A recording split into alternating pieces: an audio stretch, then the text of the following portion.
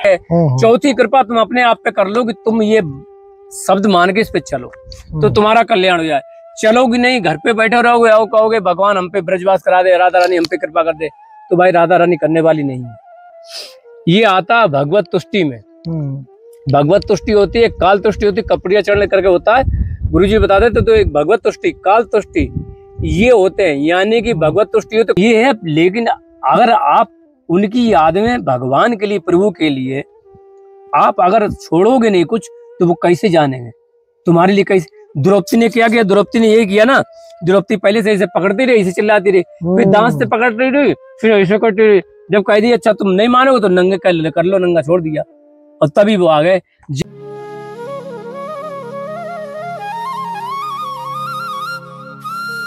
राधे राधे आप सभी भक्त वृंदों को एक बार फिर स्वागत है आपका अपने चैनल संत यात्रा में। लगातार आपको संतों के दर्शन हो रहे हैं और आप सभी का प्रेम खूब बरस रहा है, आनंद आ रहा है खूब अच्छे से। और आज एक और दुर्लभ संत जी के दर्शन कराने वाला हूं। और जैसा आप सभी भक्तगण देखते हैं, सुनते हैं और भी सत्संग सुनते होंगे कि कली काल का प्रभाव इस पूरे संसार में व्याप्त हो गया है। कहीं युद्ध हो रहा है, कहीं अशांति है, मानसिक तनाव है, ये सब जगह हो रहा है। तो कलयुग का प्रवेश ब्रज में भी हो चुका है लगभग। आप सब लोग भी ब्रज धाम आते होंगे तो आप भली भांति परिचित हैं। लेकिन हम ब्रजवासियों का ये कर्तव्य बनता है कि आपको सच्चे और अच्छे संतों के दर्शन कराएं, इससे कम से कम आपको वहीं बैठ के आनंद की प्राप्ति हो सके। लेकिन क्योंकि कलयुग का प्रवेश इस ब्रज धाम में हो गया है, तो यहाँ से ब्रजवासी भी कैसे अछूते रह सकते हैं। तो एक ट्रेंडिंग चल रहा है हमारे यहाँ पे एक ब्रज में कि जितने भी हमारे यूट्यूबर भाई हैं, ब्रजवासी हैं, या वो तत्वों को अलग अलग तरीके से दिखाते हैं। कभी अभी वीडियो मैं कभी देखता नहीं हूँ, खैर तो बाई चांस वीडियो मेरे सामने आती है तो किसी भी संत के विषय में ऐसा चीज़ें वो दिखा देते हैं जो वास्तविकता में नहीं होती हैं। मैं उनसे निवेदन भी करना चाहूँगा कि जो रियलिटी है वही आप दिखाएं, क्योंकि ये सब उल्टा सीधा दिखा के हम सिर्फ अपने ब्रज को और ब्रजवासियों के प्रति जो लोगों का प्रेम है, विश्वास है, उसको कहीं ना कहीं कम कर रहे हैं। लेकिन हाँ, मैं आपको विश्वास दिलाता हूँ श्री जी की कृपा से कि आपको संत यात्रा पे अच्छे और सच्चे संतों के ही दर्शन होंगे। और जो रियलिटी है संतों के, वास्तविक जो संत हैं, उन्हीं के दर्शन कराने का मैं प्रयत्न करता हूँ। और कभी ऐसा अपराध ना हो कि अनाप शनाप किसी संत को कहीं से उठा के मैं गलत तरीके से प्रमोट कर दूँ। ऐसा मेरा स्वभाव भी नहीं है, ना मैं कभी ऐसा सोचता हूँ। तो आप सिर्फ संत यात्रा पे विश्वास करके संतों के दर्शन करें, सिर्फ हमारे साथ। जय श्री राधे। अभी देखो प्रसादी की तैयारी चल रही है। महाराज श्री आज प्रसादी बनाएंगे और हम भी प्रसादी यहीं पाएंगे आज। अभी ये चूल्हा बन गया है महाराज जी का, अरे तवा रख गया। अभी देखो खूब शांति में, आनंद में, पेड़ के नीचे ये महाराज जी कुटिया है। सब्जी कटेगी, अभी सब्जी कटेगी। ये प्रसादी आ गई है सब्जी की, अभी सब करने वाले हैं।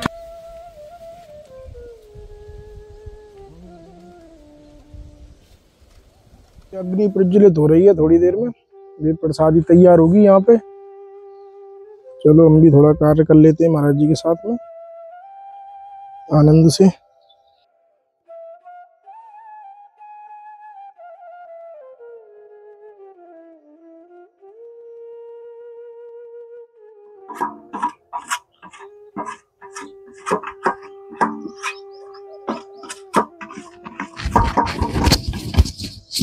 गलत हो सही हो, मतलब जो कम हो ज्यादा उससे मतलब नहीं, जो भी है उसमें अपना सर्वश्रेष्ठ तरीके से प्रसादी उनको पवाना, खाना पाना, मतलब मन लगा के काम करना।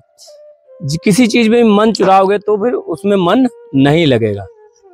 सीधी सी बात है, किसी चीज में मन चुराने लगो वो काम ही नहीं होगा, प्रेम से नहीं होगा। इसीलिए जो हित हरवंश महाप्रभु थे हमारे गुरु जी, वो क्या करते थे, खिचड़ी बनाते तो बड़े प्रेम से पकाते थे। एक दिन हरे राम व्यास जी उनके पास पहुंचे जी, तो कहीं हमें कुछ सवाल के जवाब चाहिए। उन्होंने कहा अच्छा। तो खिचड़ी बना रहे थे, पतीली चढ़ी थी, पहले उस समय पतीली हुआ करती थी जी। तो उन्होंने पतीली क्या चढ़ी रहने दी, आग को कम कर दिया, पतीली उतार धर दी। तो हरे राम व्यास जी महाराज थे, उनके तो बड़ा शंका हो गई। उनने कही बताओ क्या पूछना है? कहीं पूछना हो ना छोड़ो, पहले ये बताओ महाराज जी आपने पतीली को उतार दी। अरे तुम तो पूछने आए थे। नहीं वो नहीं, हमें ये बताओ। चाहते तो बात वैसी हो सकती थी, जी। ये क्यों नहीं बात हो पाई? तब उनने बताया कि देखो, यह एक मन बहुत ठौर कहाँ सच पायो, और जार जुक्ति, यानी कि पिंगला ने भी गाया कि ये मन बहुत जहां लगाने से कुछ भी सत्य का ज्ञान नहीं होता। कहते हैं कि कुछ लोग, पत्थर की मूर्ति होती है जी। पत्थर मूर्ति लोगों के मानने से, हमारे नहीं, तुम्हारे मानने से बता रहे कि पत्थर की मूर्ति होती, तो पत्थर की मूर्ति में भी वो भगवान को प्राप्त कर लेते हैं, पत्थर की मूर्ति से भी। जी महाराज जी। अब सोचो, पत्थर की मूर्ति से भगवान प्राप्त कर लेते हैं, क्योंकि पत्थर की मूर्ति में उन्होंने मन लगा लिया। पत्थर की मूर्ति से यह मान लिया कि हमें तुम्हारे सिवा कुछ नहीं चाहिए। मतलब एक मानने के लिए तुम्हारे घर एक पत्थर की मूर्ति नहीं होती है, सब उन्हीं का इष्ट होता है, साक्षात वही होता है। लेकिन संसारी जिनकी बुद्धि ऐसी बेकार सी है, वो पत्थर की मूर्ति में सिर्फ, यानी कि यही हमारे सर्वेश्वर है। जैसे मान लीजिए यहाँ मूर्ति है, अब यही हमारे कुछ है, कोई नहीं हमारा संसार में, तो इस भाव से उन्हें सिद्धि हो जाती है महाराज। इतने ही भाव से सिद्धि हो जाती, क्यों? क्योंकि उन्होंने सर्वस्व मान लिया, उनको सर्वस्व मान लिया, इसी से हो जाता है। लेकिन हम लोग क्या है, आज यहाँ कल वहां, कितनी बार हमने कहा, डोलते रहते और इससे कुछ होता नहीं। कई बार कहा कि इधर उधर डोलने से कुछ नहीं होगा। 10 जगह तुम डोलते रहते, करते रहते, उससे क्या मिलने वाला है? करते रहो 10 जगह।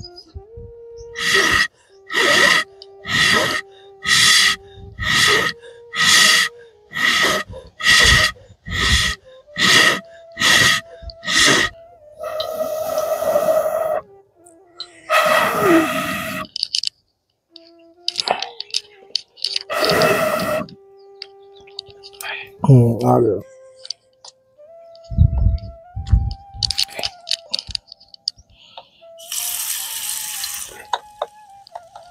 ये महाराज जी क्या चीला प्रसादी बन गई है?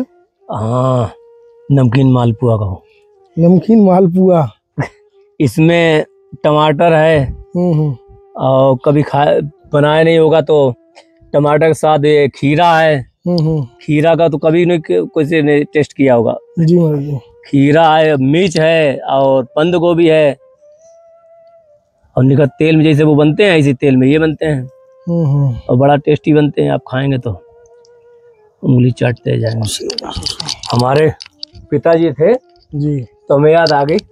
पिताजी हमारे क्या करते थे, तो उस समय अंगीठी चला करती थी। हाँ, अंगीठी। सन 85 की बात है, जब हम 10 साल के होंगे, तो अंगीठी में पंखा लगा दिया करते थे, तो एकदम तेजी जल्दी से वो आगे हो जाती थी। मम्मी हमारी थी तो परेशान थोड़ा हो जाती थी, तो पंखा नीचे लगा के वो टेबल फैन लगा दिया तो बहुत जल्दी उसमें हो जाती थी। हमारे मम्मी पापा दोनों सर्विस थे। मेरी मम्मी डॉक्टर थी समझो, और पापा भी 1 साल से दोनों एक में थे, तो इसलिए हम अपनी मम्मी से ही से समझो सीख गए। लीपा है, ये भी अपनी मम्मी सीखा, और सिलाई में पढ़ना पढ़ना और सिलाई चलाना तो सब आता, सब अपनी मम्मी सीखा। यानी कि 10 साल की उम्र में सब सीख लिया था। अच्छा महाराज जी। क्योंकि मम्मी से प्रेम था, जैसे सीजी से, जैसे सीजी हम अभी खुशी के लिए किसी करते, सीजी के लिए उस समय क्या करते थे, अपनी मम्मी खुशी करने के लिए, मम्मी को कष्ट ना हो इसलिए लिपवाते थे। जैसे हमारी राधा रानी मम्मी थी, इस तरीका से मतलब प्रेम रहा। तो महाराज जी अब संन्यास लिया था तो माता पिताजी चले गए थे कि थे उनके सामने ही ले लिया आपने? नहीं, संन्यास नहीं लिया। संन्यास एक अलग चीज है, संन्यास नहीं लिया। बस ये है कि घर में भजन किया हमने।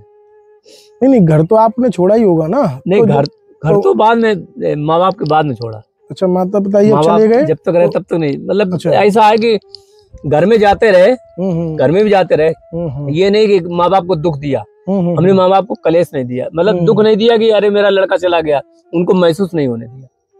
अब क्या फायदा है कि आप यहाँ बैठे हो, माँ बाप वहाँ बेचारे रो रहे हैं, परेशान हो रहे हैं, तो तुम्हें ये माँ बाप यहाँ मिलने वाली, ये भी तो वही माँ है, वही श्री जी, वही रहती, वही ये रहती है।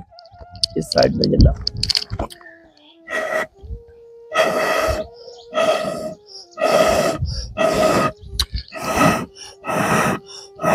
लग रही है।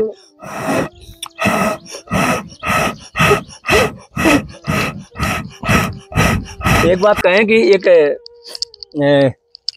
जैसे इसको हम कहें तो एक बचपन में हम छोटे थे, जब 12 साल थे, तो पिक्चर देखी थी जी, 3 देवियां थी देवानंद की। उसमें क्या था कि वो बेचारा फंस जाता है। तीनों से सब प्रेम करती थी उससे। अब वो सोचता है करें क्या हम, तो वो एक साधु के पास जाता था देवान।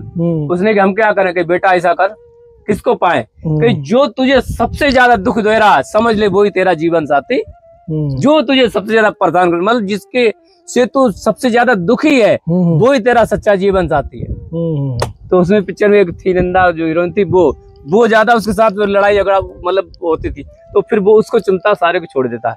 कहने का मतलब मेरा ये है कि जो जैसे ये एग्जांपल दिया, जो चीज ज्यादा कष्ट दे के मिलती है ना वो जीवन भर याद रहती है। जैसे भक्ति भजन में कष्ट ही कष्ट है, लेकिन अभी कहो तो ये छोड़ दो, घर गृहस्थी कोई नौकरी करो, ये खाओ पियो मजे से बनाओ, कोई मतलब नहीं, घर में रहो जंगल में रहो, तो इसमें तो ये ही अच्छा, ये ही असली वो जीवन। कहने का मतलब ये रहा। पर कुछ लोग हैं कि जब तक माँ बाप है घर में रहो, माँ बाप को खुश रखो और माँ बाप संग रहो, ऐसा नहीं है ना। लेकिन यही है कि अपनी एक रहनी होनी चाहिए, रहनी जरूर होनी चाहिए, रहनी नहीं तो कुछ नहीं है।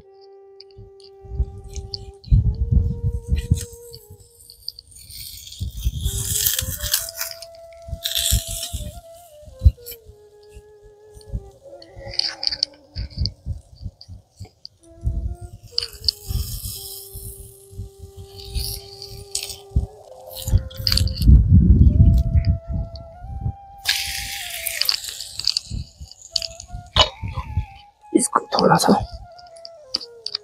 लकड़ी लगाओ पहले से सिक गई प्रसादी। हाँ एक साइड से हो गई, इधर भी हो गई है।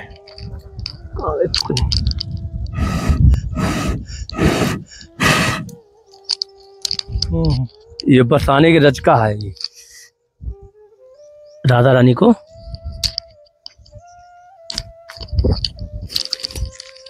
जल रखा रहता है।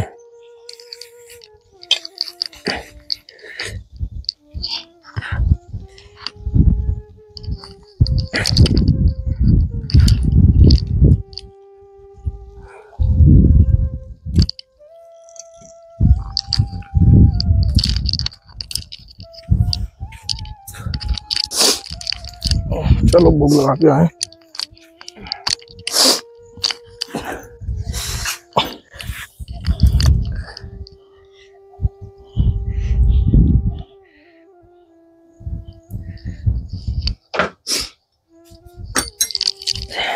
भोग लग रहा है शिव जी का।